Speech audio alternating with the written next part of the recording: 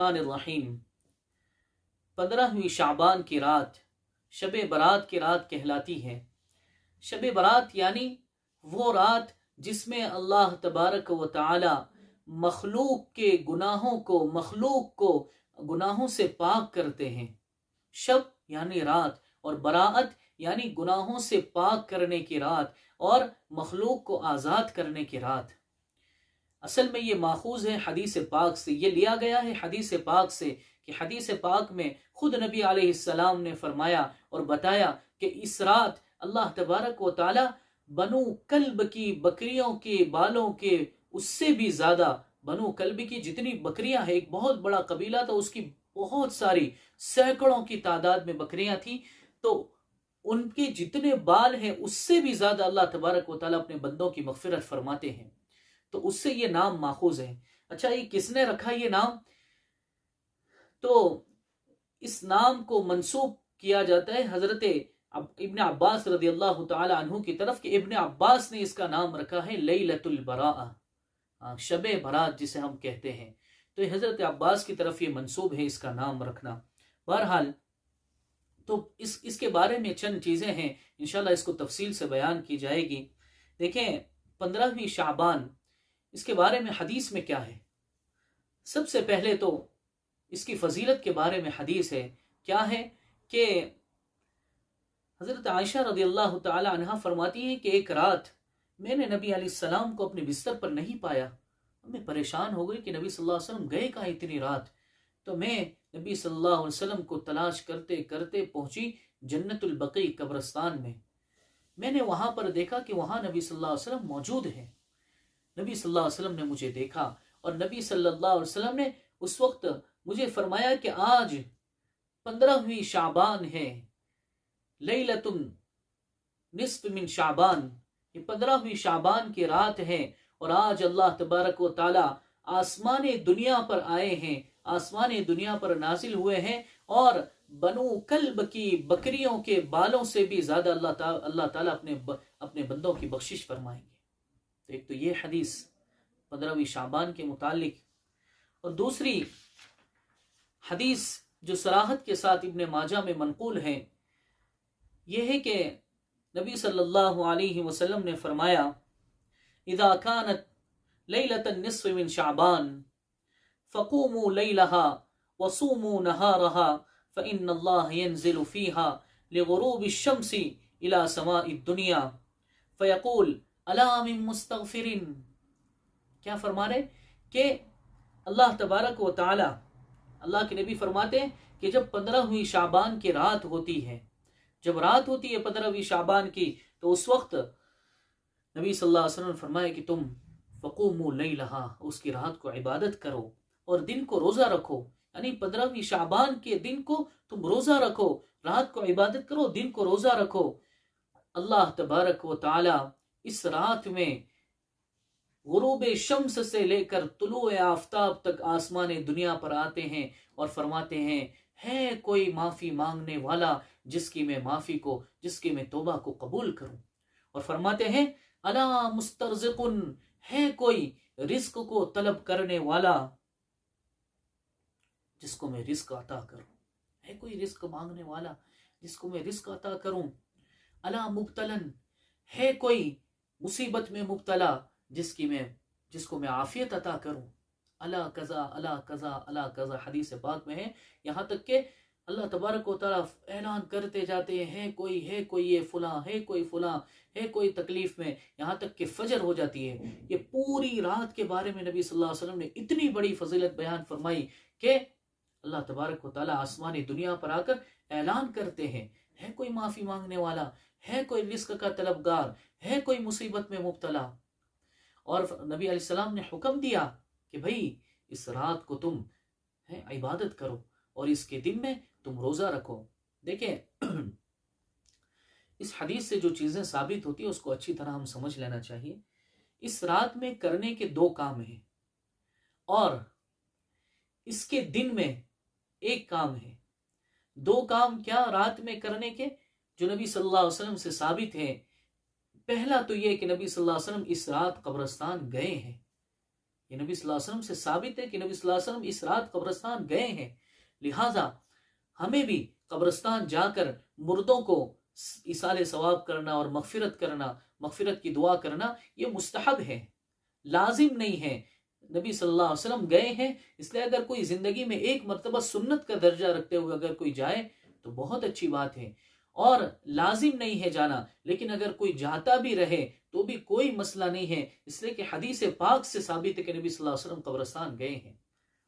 دوسری جو چیز ہے کہ اس رات میں نبی صلی اللہ علیہ وسلم نے فرمایا فقوموا لیلہا، ہاں کہ اس رات میں اللہ تبارک و تعالیٰ کے ساتھ سامنے کھڑے ہو کر بندے کو عبادت کرنی چاہیے، اہتمام کرنا چاہیے اس رات میں عبادت کا۔ اب دیکھیں یہ نوافل ہے، اب نوافل میں اصل یہ ہے کہ بندہ چھپ کر عبادت کرے، نفل جتنی بھی نمازیں اس میں اصل یہ ہے کہ بندہ ایسی جگہ پر جہاں اس کو کوئی دیکھنے والا نہ ہو، لہٰذا اجتماعی عبادت کرنا، مسجدوں میں بھیڑ لگا دینا یہ صحیح نہیں ہوگا، لیکن بہرحال اس رات میں عبادت کا اہتمام کرنا چاہیے۔ یہ تو رات کے 2 کام، دن میں جو کام کرنا ہے وہ نبی صلی اللہ علیہ وسلم نے بتایا وَصُومُوا نَهَارَهَا کہ اس کے دن میں ہم روزہ رکھیں، مستحب ہے، اگر کسی کو اللہ نے ہمت دی ہو تو اس کو روزہ رکھیں۔ یہ حضرت علی رضی اللہ تعالی عنہ نقل کرتے ہیں، نبی صلی اللہ علیہ وسلم کا ارشاد ہے، ابن ماجہ کی روایت ہے۔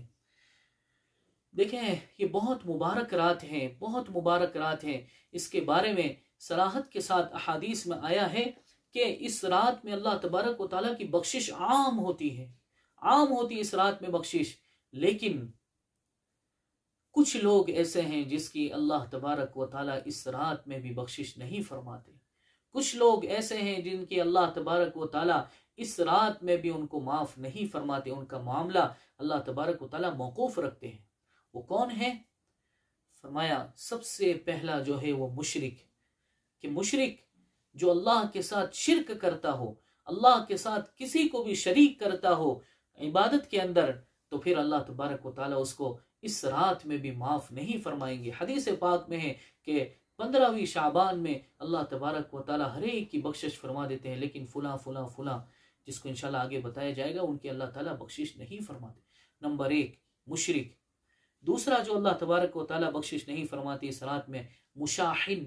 مشاحن کسے کہتے ہیں؟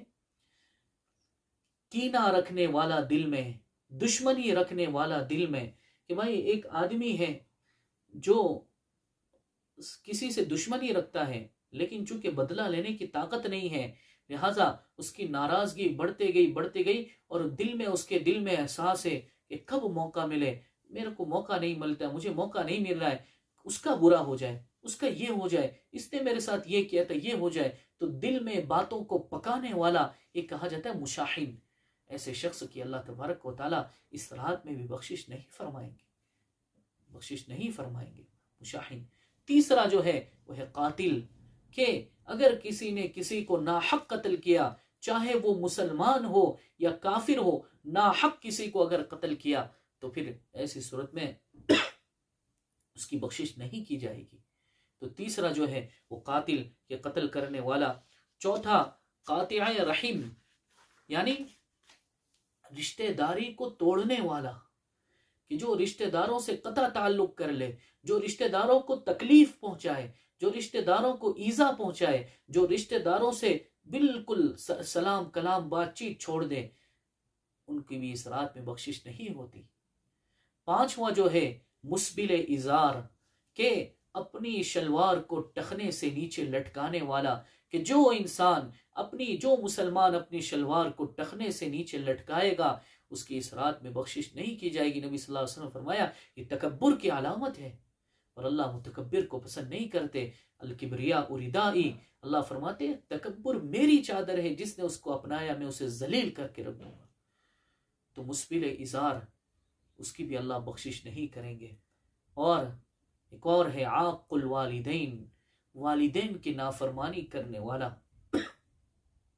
عق کو کہتے ہیں ٹکڑے ٹکڑے کر دینا، دل کے ٹکڑے ٹکڑے کر دینا۔ کسی نے ماں باپ کو اتنا ستایا کہ ان کے دل کے ٹکڑے ٹکڑے کر دیے، ان کے دل کو چھلنی کر دیا، ہوتے نا بعض لوگ ایسے، چھلنی کر دیا، تو پھر ایسی صورت میں ایسے شخص کو اللہ تعالیٰ معاف نہیں فرمائیں گے۔ دیکھیں باقی چھوٹے موٹے معاملہ چلتے رہتے ہیں، زندگی ہے، ماں باپ کے ساتھ رہنا ہوتا ہے، چھوٹی موٹی لڑائیں ہو جاتی ہے، جھگڑے ہو جاتے ہیں، لیکن اتنا ستانا کہ ماں باپ اپنی اولاد سے اتنا تنگ آ جائے کہ ان کے دل کے ٹکڑے ٹکڑے کر دے، تو پھر ایسی صورت میں وہ بندہ قابل مواخذہ ہے، پھر ایسی صورت میں اس کی بخشش نہیں کی جائے گی۔ اور ایک شخص جس کی بخشش نہیں ہوگی، مدمن خمر، کہ جو شراب کا عادی ہو، کہ ہمیشہ شراب پیتا ہو، اللہ تعالیٰ اس مبارک رات میں بھی اس کو نہیں بخشیں گے۔ اور پھر ایک اور شخص زناکار، زانی، جو زنا کا عادی ہو، جو زنا کرتا ہو، اس رات میں اس کی بخشش نہیں کی جائے گی۔ اور ایک آخری دھوکے باز، غاش، جو لوگوں کو دھوکہ دیتا ہو، اس کی بھی اس رات میں بخشش نہیں کی جائے گی۔ یہ ساری چیزیں احادیث میں موجود ہیں، احادیث میں موجود ہیں یہ ساری چیزیں، کہ یہ لوگ، ان کی اس مبارک رات میں بھی بخشش نہیں کی جائے گی۔ اللہ تعالیٰ سے دعا ہے اللہ ہمیں ان ساری برائیوں سے بچنے کی توفیق عطا فرمائے۔